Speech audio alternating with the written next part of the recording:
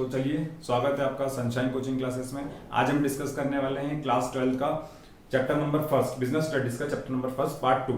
अगर आपने first part नहीं देखा है तो मैं लिंक डिस्क्रिप्शन में दे दूंगा, आप जाके वो देखिए। उसमें हमने डिस्कस किया था प्रबंध का अर्थ, प्रबंध के कार्य और प्रभावपूर्णता और कुशलता में अंतर और प्रबंध के सहायक कार्य।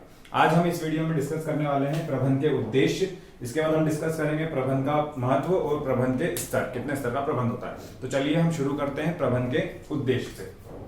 उद्देश्य, प्रबंध का उद्देश्य का मतलब क्या होता है? प्रबंध के बारे में तो हमने समझ ही लिया है, मैनेज करना, चीजों को क्या करना, मैनेज करना। प्रबंध एक प्रक्रिया है। तो उद्देश्य, कुछ ना कुछ ऑब्जेक्टिव्स होते हैं प्रबंध के, मतलब कुछ ना कुछ तो पर्पस होता ही है, कुछ ना कुछ रिस्पॉन्सिबिलिटीज होती हैं, उत्तरदायित्व होते हैं। तो प्रबंध के उद्देश्य में पहला उद्देश्य होता है संगठनात्मक उद्देश्य। क्या होता है? संगठनात्मक उद्देश्य। दूसरा होता है सामाजिक उद्देश्य और तीसरा होता है व्यक्तिगत उद्देश्य। संगठनात्मक उद्देश्य वो उद्देश्य होते हैं, अब मान लीजिए किसी भी कंपनी ने एक संगठन बनाया, किसी ना किसी उद्देश्य से बनाया, कोई प्रोडक्शन करने के लिए बनाया, या जो भी कंपनी एक संगठन बनाती है, तो संगठन के प्रति मैनेजमेंट का क्या होता है? कुछ ना कुछ ऑब्जेक्टिव होते हैं। तो पहले ऑब्जेक्टिव की अगर हम बात करें तो अस्तित्व में लाना। ऐसा नहीं कि संगठन बना दिया तो उसको ऐसे ही छोड़ दिया, नहीं, उसको सर्वाइव तो करवाना पड़ेगा ना, उसको अस्तित्व में रखना पड़ेगा। ऐसा नहीं कि संगठन बना दिया और चल रहा है काम, कैसे भी चल रहा है, ऐसा नहीं। इतना काम तो करना पड़ेगा, इस तरीके से काम तो करवाना ही पड़ेगा कि वो जो जिस भी उद्देश्य से वो फर्म बनाई गई है, जो संगठन बनाया गया, वो हमेशा क्या रहे? अस्तित्व में रहे, मतलब जीवित रहे एक तरीके से। दूसरा इसका क्या होता है?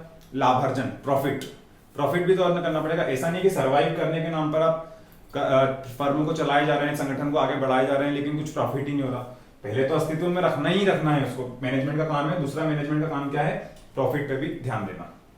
तीसरा मैनेजमेंट का काम है वृद्धि, डे बाय डे ग्रोथ भी होना चाहिए बिजनेस में। ऐसा नहीं है कि एक साल से वही प्रोडक्शन चल रहा है, वही प्रॉफिट अर्न का रेशो चल रहा है और वही सब कुछ वैसा का वैसा ही है, नहीं। डे बाय डे क्या होना चाहिए? मैनेजमेंट के द्वारा कुछ ऐसे काम संगठन में होते हैं, संगठनात्मक तरीके से होते हैं कि डे बाय डे क्या होने चाहिए? उसमें वृद्धि होनी चाहिए। और फोर्थ नंबर का इसका क्या ऑब्जेक्टिव होता है?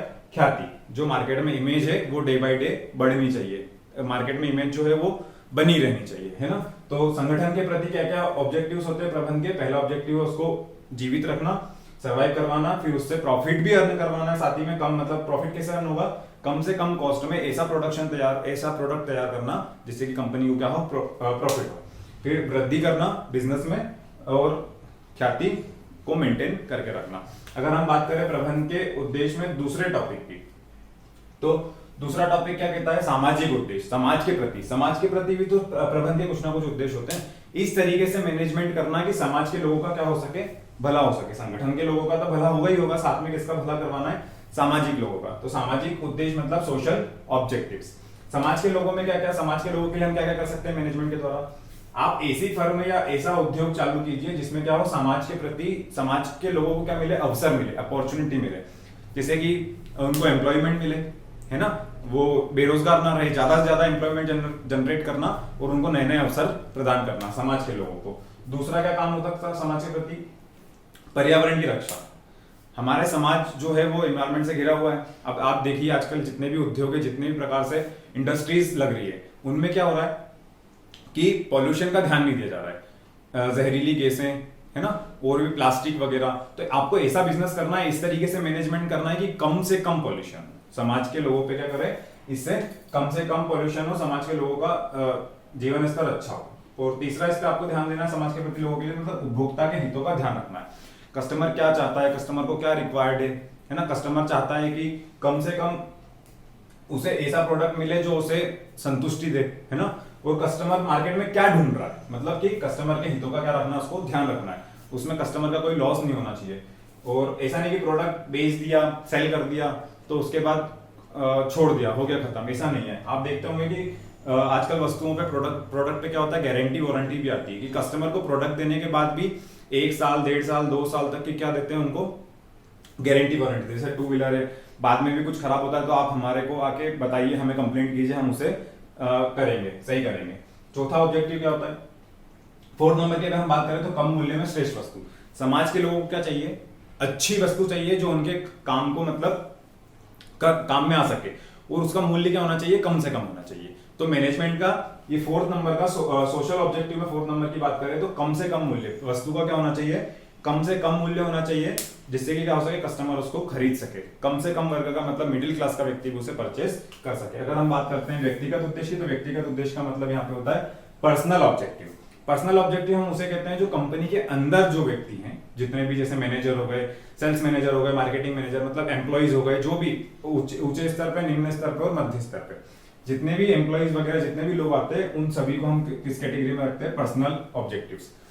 तो प्रबंधन का क्या उद्देश्य है? पहला तो हो गया ऑर्गेनाइजेशन के प्रति, दूसरा हो गया सोशल के, समाज के लोगों के प्रति, और तीसरा है मतलब कि कंपनी के अंदर के लोगों के प्रति। तो कंपनी के अंदर के लोगों को क्या करना है, उसको, उसकी ये भी रिस्पॉन्सिबिलिटी, ये भी ऑब्जेक्टिव है कि उन्हें क्या देना है, अच्छा वेतन देना है। ये सब किस पे डिपेंड करते हैं, मैनेजमेंट पे। तो अच्छा वेतन मतलब कि जिस तरीके से वो काम कर रहे हैं, ऐसा नहीं कि वो आपको काम 15,000 रुपए का करके दे रहा है एक महीने में और आप उसको सैलरी ही दे रहे हैं सिर्फ 3 या 4,000 रुपए, ऐसा नहीं होना चाहिए।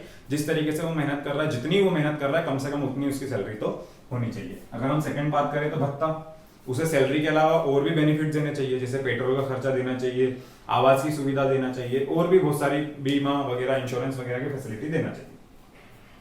अगर हम बात करें सम्मानित करना चाहिए, अगर वो डे बाय डे ग्रोथ कर रहा है, अगर आपके बिजनेस को डेवलप करवाने में आपकी मदद कर रहा है और वो मेहनत कर रहा है, कंपनी का कोई भी हो, एम्प्लॉय हो चाहे मैनेजर हो, कोई भी हो, तो उसे क्या करना चाहिए, समय समय पर सम्मानित भी करना चाहिए, मतलब उसे प्रमोशन भी देना चाहिए। अगर हम बात करें परीक्षण की, तो उसे हमें मोटिवेट भी करते रहना चाहिए, देखना चाहिए कि वो डिमोटिवेट ना हो, तो उसे परीक्षण भी करवाना चाहिए।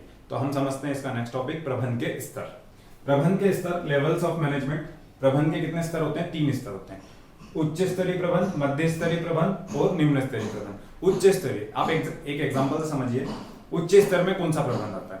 उच्च स्तर में एक फर्म को संभालने के लिए जो सबसे बड़े लेवल पे जो अधिकारी बैठे होते हैं, जैसे कि जो ओनर होते हैं, जो कंपनी में पैसा लगाते हैं, वो सब कौन से स्तर में आते हैं? उच्च स्तर में। जो कंपनी के ऊपर के स्तर पर बैठकर, सबसे ऊंचे लेवल पे बैठ के कंपनी को इंस्ट्रक्शंस या ऑर्डर्स वगैरह देते हैं, या जो भी नीतियां बनाते हैं, जो भी प्लानिंग्स बनाते हैं, जो भी मोटिव होता है उनका, वो डिसाइड करते हैं। और मध्य स्तरीय में कौन कौन आते हैं? जो उच्च स्तरीय के जो मैनेजमेंट में होते हैं, वो किसको ऑर्डर देते हैं? मध्य स्तरीय। मध्य स्तरीय में कौन आता है? विभागीय प्रबंधक और शाखा प्रबंधक, मतलब ब्रांचेस जो बनाई जाती हैं कि जो भी ऊपर के लेवल के जो ऑर्डर देने वाले होंगे अधिकारी, वो डायरेक्ट एम्प्लॉय को जाके ऑर्डर थोड़ी देंगे, जो वर्कर है उसको थोड़ी ऑर्डर देंगे, वो किसको ऑर्डर देंगे? मध्य स्तरीय के प्रबंधक। तो मध्य स्तरीय का प्रबंध कौन होते हैं? विभागीय प्रबंधक और शाखा प्रबंधक। और निम्न स्तरीय में कौन लोग आते हैं? जो सबसे नीचे के लेवल में काम करते हैं। तो प्रबंध को कितने कैटेगरी में बांटा है, कितने स्तर में बांटा है? 3 कैटेगरी में, उच्च स्तरीय प्रबंध, मध्य स्तरीय और निम्न स्तरीय। आइए हम इसको एग्जांपल समझते हैं। उच्च स्तरीय में प्रबंध में कौन कौन आते हैं? उच्च स्तरीय को हम इंग्लिश में कहते हैं टॉप लेवल मैनेजमेंट। इसका एग्जांपल अगर हम देखें तो बोर्ड ऑफ डायरेक्टर्स, ये इसका नाम है, बोर्ड ऑफ डायरेक्टर्स। एक कंपनी में चेयरमैन भी होता है, जनरल मैनेजर भी होता है, प्रेसिडेंट, वाइस प्रेसिडेंट भी होता है, सीईओ चीफ एग्जीक्यूटिव ऑफिसर भी होता है, सीएफओ चीफ फाइनेंशियल ऑफिसर भी होता है। ये सभी लोग जो होते हैं वो कंपनी को सबसे टॉप लेवल में बैठ के क्या करते हैं? कंट्रोल करते हैं। ये किसको इंस्ट्रक्शन देते हैं? मिडिल लेवल के मैनेजमेंट। और मिडिल लेवल के मैनेजमेंट में अगर एग्जांपल देखें तो विभागीय, जैसा कि अपन ने यहाँ पे पढ़ा था, विभागीय प्रबंधक मतलब अलग अलग विभाग के प्रबंधक होते हैं, जैसे कि purchase manager, sales manager, marketing manager, department of head. ठीक है, अगर हम बात करें, अब जो टॉप लेवल के मैनेजमेंट होंगे वो इनको ऑर्डर देंगे और ये क्या करेंगे? जो ऑर्डर है उनको फॉलो करवाएंगे, है ना, उस जो भी ऑर्डर है उनको फॉलो करवाएंगे। वो किससे करवाएंगे? लोअर लेवल के मैनेजमेंट। तो लोअर लेवल के मैनेजमेंट में कौन कौन लोग आते हैं? अपन ने बात करी थी, पर्यवेक्षक, अधीक्षक और फॉरमैन। तो इधर बात करते हैं सुपरवाइजर, फॉरमैन, क्लर्क और सेक्शन। इसमें भी और कई प्रकार के सेक्शन होते हैं। तो प्रबंध के कितने स्तर होते हैं? 3 स्तर, जिसमें कि उच्च स्तरीय किसको ऑर्डर देता है? मध्य स्तरीय के प्रबंध को। और मध्य स्तरीय किसको देता है? निम्न स्तरीय के प्रबंध को। तो ऐसे करके एक बड़ी से बड़ी ऑर्गेनाइजेशन या मैनेजमेंट पूरा कंट्रोल होता है। आइए हम समझते हैं इसका नेक्स्ट, प्रबंध का महत्व, importance of management. Importance of management, महत्व का मतलब ये होता है कि ये क्यों जरूरी है, इसका इंपॉर्टेंस क्यों है, एक फर्म के लिए जरूरी है, एक कंपनी के लिए, एक इंडस्ट्री के लिए इसका इंपॉर्टेंस क्या है, ये क्यों जरूरी होता है। हम इसके आधार बिंदु की बात करते हैं। ये पॉइंट्स जो मैंने लिखे हुए हैं ये पॉइंट है ओनली, इसके अंदर आप डेफिनेशन जो है वो अपने मन से या स्टडी करके लिख सकते हैं। ये सिर्फ हेडिंग्स हैं। इन हेडिंग्स को आइए हम अच्छे समझते हैं एग्जांपल्स के द्वारा। पहली हेडिंग की बात करें तो औद्योगिक जटिलताओं के निराकरण, मतलब कि आज के समय में उद्योग मतलब इंडस्ट्रियल एरिया में जितने भी बड़ी बड़ी कंपनियां हैं उसमें जटिलता मतलब जो भी कठिनाइयां आ रही है उसका निराकरण।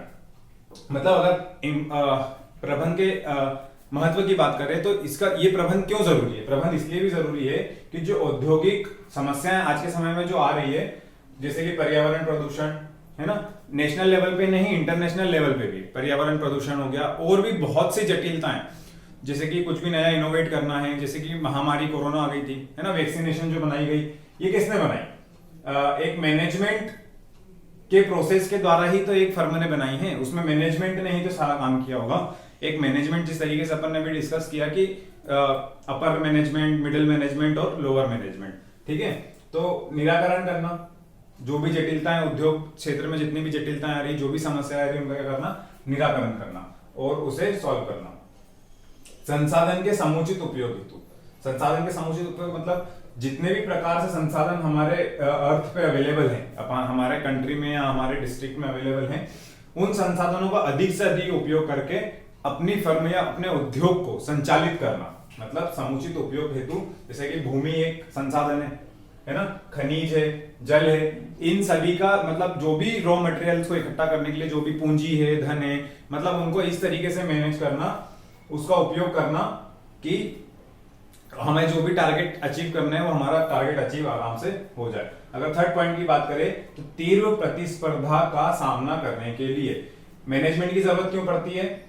तीव्र प्रतिस्पर्धा मतलब कि जो मार्केट में कंपटीशन चल रहा है, जिस तरीके से भी अपन कंपटीशन मार्केट में देख रहे हैं, एक फर्म दूसरे फर्म से इतने स्पीड में आगे निकल जाती है कि जिसका कोई हिसाब नहीं। जैसे कि एक ही प्रोडक्ट की बात करें, जो एक जैसे कि टूथपेस्ट है, तो टूथपेस्ट में देखो एक कोलगेट है, क्लोजअप है ना, और भी कई प्रकार के बहुत सारे टूथपेस्ट है जो आगे बढ़ते हैं, एक दूसरे से कंपटीशन करते हैं। तो जिस तरीके से प्रतिस्पर्धा मार्केट में हो रही है, जिस तरीके से कंपटीशन चल रहा है, उस तरीके से देखो उसमें क्या होता है, मैनेजमेंट का बहुत महत्वपूर्ण योगदान होता है, मतलब इंपॉर्टेंस होती है इन सभी को मैनेज करने के लिए। कि एक अच्छा मैनेजमेंट अगर है आपकी फर्म में तो आप कंपटीशन को क्रैक कर जाएंगे और आप टॉप लेवल पे जाके बैठ जाएंगे।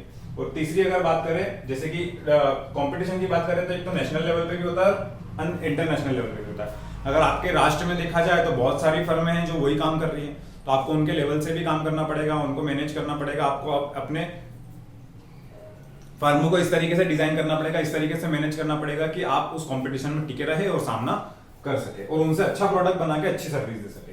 अगर हम फोर्थ नंबर की बात करें तो तकनीक ज्ञान का लाभ उठाने के लिए, अब मार्केट में क्या है, बहुत तकनीक है, बहुत सी टेक्नोलॉजीज आती हैं। टेक्नोलॉजी क्या, जैसे फोन आ गए, लैपटॉप, कंप्यूटर, ये सब आ गए। तो उद्योग जो पहले एक तरीके से मिलें वगैरह आपने देखी होगी, बहुत सारे वर्कर एक फैक्ट्री में काम किया करते थे, लेकिन जिस तरीके से पूरा की पूरा शिफ्ट हो गया है टेक्नोलॉजी की तरफ, तो टेक्नोलॉजी आई है तो उसको सीखना भी तो है। तो मैनेजमेंट इसमें क्या है कि एक महत्वपूर्ण भूमिका निभाता है तकनीक ज्ञान का लाभ उठाने के लिए।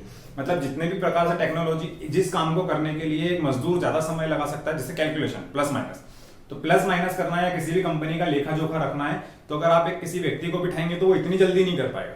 लेकिन एक अच्छा मैनेजमेंट क्या करेगा, वो कंप्यूटर रखवा देगा एक कंपनी में, जिससे क्या होगा, जो तकनीक ज्ञान का लाभ, मतलब जो तकनीक थी उसका जो भी ज्ञान था उसका क्या उठा लिया, उसने लाभ उठा लिया। तो इसका लाभ उठाने के लिए भी किसकी आवश्यकता पड़ती है, मैनेजमेंट की आवश्यकता पड़ती है। राष्ट्र के विकास हेतु, अब राष्ट्र का विकास कैसे होगा, अब एक जब कंपनी ग्रो करेगी, एक उद्योग ग्रो करेगा, तो क्या होगा, राष्ट्र भी क्या करेगा, ग्रो करेगा, एक देश भी आगे बढ़ेगा। देश में अगर आयात निर्यात, जैसे कि अगर हम बात करें आयात और निर्यात, और पूंजीपति क्या करेंगे, कंट्री को टैक्स देंगे, है ना, जिससे कि कंट्री क्या करेगी, ग्रोथ होगी कंट्री की। तो अगर 5वें नंबर की बात करें तो राष्ट्र के विकास हेतु भी प्रबंध की जरूरत पड़ती है। और 6वें नंबर की बात करें तो श्रम समस्याओं के समाधान के लिए, जैसे कि श्रमिक को भी बहुत सारी समस्याएं आती है कि अगर उसे काम कैसे करना है, क्या नहीं करना है, कितना करना है ना, उसे भी रॉ मटेरियल्स की आवश्यकता पड़ती है, अच्छे रॉ मटेरियल की आवश्यकता पड़ती है। तो श्रमिकों की भी क्या करना, श्रम समस्याओं का समाधान करना। जैसे कि पहले जेसीबी वगैरह नहीं हुआ करती थी, है ना, तो मैनेजमेंट के द्वारा उसे अवेलेबल करवाना, जेसीबी, रोड कंस्ट्रक्शन मशीन, या कुछ भी अलग अलग प्रकार की जो मशीनें होती हैं, जो टेक्नोलॉजी होती है। और श्रम समस्या मतलब श्रम में अगर जो कोई भी समस्या आ रही है तो उसका क्या करना, सॉल्यूशन करने का काम किसका होता है, मैनेजमेंट का होता है। अपर मैनेजमेंट, मिडिल मैनेजमेंट और लोअर मैनेजमेंट मिलकर इसका सॉल्यूशन करते हैं। समन्वय की स्थापना, अब जैसे कि अपन ने थोड़ी देर पहले बात भी करी थी कि उच्च स्तरीय प्रबंध और मध्य स्तरीय प्रबंध और निम्न स्तरीय प्रबंध, इन तीनों के बीच में क्या करना, समन्वय मतलब कोऑर्डिनेशन बना के रखना। कोऑर्डिनेशन बनाने का काम कौन करता है, प्रबंध करता है, मैनेजमेंट ही करता है। इन तीनों के बीच में मैनेजमेंट बना के रखना, ठीक है, कोऑर्डिनेशन बना के रखना एक मैनेजमेंट का काम है। निर्धारित लक्ष्यों की प्राप्ति हेतु, इसका आखिरी 8वां पॉइंट बनता है, ये क्यों जरूरी है, क्योंकि आपको क्या करना है, निर्धारित लक्ष्य मतलब जो भी आपने लक्ष्य तैयार किए हैं उन सभी को अगर अचीव करना है तो आपको मैनेजमेंट की जरूरत पड़ेगी और एक अच्छे मैनेजमेंट की जरूरत पड़ेगी। तो यहाँ पे 8वां पॉइंट में ये निकल के आता है निष्कर्ष कि एक अच्छा मैनेजमेंट अच्छा होना चाहिए, उसकी जरूरत इन 8 तरीके से आपको पड़ सकती है। मतलब कि एक फर्म में मैनेजमेंट की इंपॉर्टेंस ये सारी है। अब हम देखते हैं प्रबंध की विशेषता, स्पेशलिटी ऑफ मैनेजमेंट। प्रबंध की क्या क्या विशेषता है, विशेषता मीन्स आप सीधा सा बस ध्यान रखिए इसकी खूबी, मतलब इसकी अच्छाइयों के बारे में हमको डिस्कस करना है कि आखिरकार प्रबंध की क्या क्या खूबी है, क्या क्या अच्छाइयां हैं। प्रबंध के सिद्धांत गतिशील हैं, ये इसकी पहली खूबी है कि प्रबंध के जो सिद्धांत है वो क्या है, गतिशील है। प्रबंध एक गतिशील तरीके से काम करता है, मतलब कि सूक्ष्म विश्लेषण, मतलब कि देखा जाए तो प्रबंध क्या करता है, किसी भी टॉपिक पे, किसी भी समस्या पे सूक्ष्म विश्लेषण मतलब अच्छे से विश्लेषण या एनालिसिस उसको करता है, डीप में जाकर उसका अध्ययन करता है, क्या प्रॉब्लम है, कैसी प्रॉब्लम है, उसको सॉल्यूशन ढूंढ के लाता है और फिर क्या करता है, उसका निर्णय भी लेता है। तो इसकी पहली खूबी यही है कि सूक्ष्म विश्लेषण मतलब अच्छे से उसको एनालिसिस करके डाटा कहाँ प्रॉब्लम है, किस डिपार्टमेंट में कौन सा व्यक्ति है, उसके साथ ऐसी समस्या आ रही है तो उसका निवारण करना है ना, उसे मोटिवेट करना उस बंदे को या उसे समझाना, जो भी हो सॉल्यूशन निकालना उस प्रॉब्लम का। ये प्रबंध के सिद्धांत गतिशील होते हैं, मतलब जिस भी सिद्धांत पे प्रबंध काम करता है वो क्या होते हैं, गतिशील होते हैं और फटाफट यूं चुटकियों में सॉल्यूशन निकाल के अपना आगे का काम कर लेते हैं।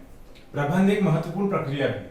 प्रबंध क्या है, महत्वपूर्ण प्रक्रिया है। प्रबंध के अंतर्गत देखो क्या क्या होता है, नियोजन होता है, क्रियान्वयन मतलब पहले प्लानिंग होती है, फिर उस पर काम किया जाता है, फिर उस पर कंट्रोल भी किया जाता है, देन उसके बाद समन्वय मतलब कोऑर्डिनेशन बनाया जाता है, अभिप्रेरणा मतलब अगर कोई डीमोटिवेटेड है तो उसको मोटिवेशन भी दिया जाता है, निर्देश ऑर्डर भी दिया जाता है।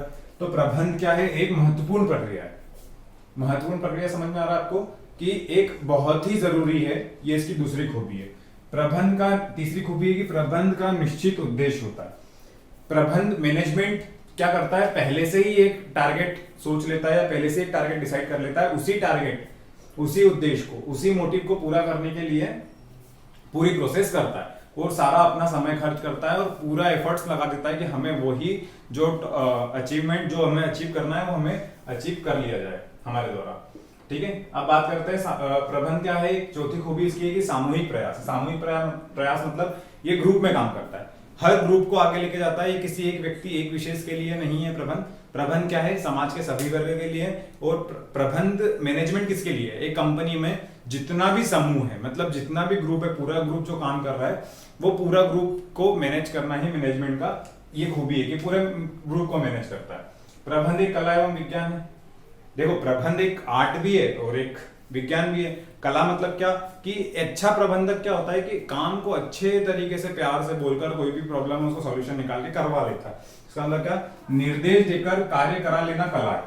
कोई भी निर्देश मतलब आदेश देकर ऑर्डर देकर काम को करवा लेना प्यार से, वो क्या है, कला है। लेकिन सिद्धांतों एवं नियमों के कारण ये क्या है, विज्ञान भी है। क्या है, विज्ञान भी है। विज्ञान किसके आधार पर काम करता है, सिद्धांत के आधार पर। मतलब कि जो भी नियम है, जो भी पास्ट में उससे रिलेटेड चीजें हुई है उसी के आधार पे तो काम करवाएगा, उसी के आधार पे काम करवाना और अच्छे से ऑर्डर देके काम करवाना, मतलब अच्छे से ऑर्डर देके काम करवाना मतलब कला, और जो नियमों के आधार पे काम करवाना वो क्या है, विज्ञान है। तो प्रबंध एक कला एवं विज्ञान है। प्रबंध विश्वव्यापी है। प्रबंध अपने तक सीमित नहीं होता है। प्रबंध क्या है, राष्ट्रीय नेशनल लेवल पे भी सहयोग करता है और मैनेजमेंट इंटरनेशनल लेवल पे भी सपोर्ट करता है। अब बात करते हैं, प्रबंध एक अदृश्य कौशल है। ये इसकी सातवीं खूबी है। प्रबंध कोई इंसान या व्यक्ति या कोई प्रोडक्ट नहीं है, दिखता नहीं है। प्रबंध एक अदृश्य शक्ति होती है। मतलब प्रबंध जब रिजल्ट पूरा कंप्लीट मिल जाता है तभी हमें पता पड़ता है कि हाँ मैनेजमेंट अच्छा है ना। जैसे अपन ने पढ़ा था टॉपिक की प्रभाव पूर्णता और कुशलता। तो एक अच्छा व्यक्ति, कुशल व्यक्ति ही तो क्या करता है, कम लागत में अच्छा रिजल्ट देखता है आपको।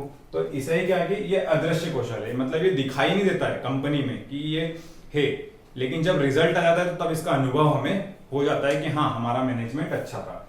तो चलिए हम खत्म करते हैं इस टॉपिक को। आई होप कि आपको ये वीडियो समझ में आई होगी। मिलते हैं नेक्स्ट टॉपिक पे।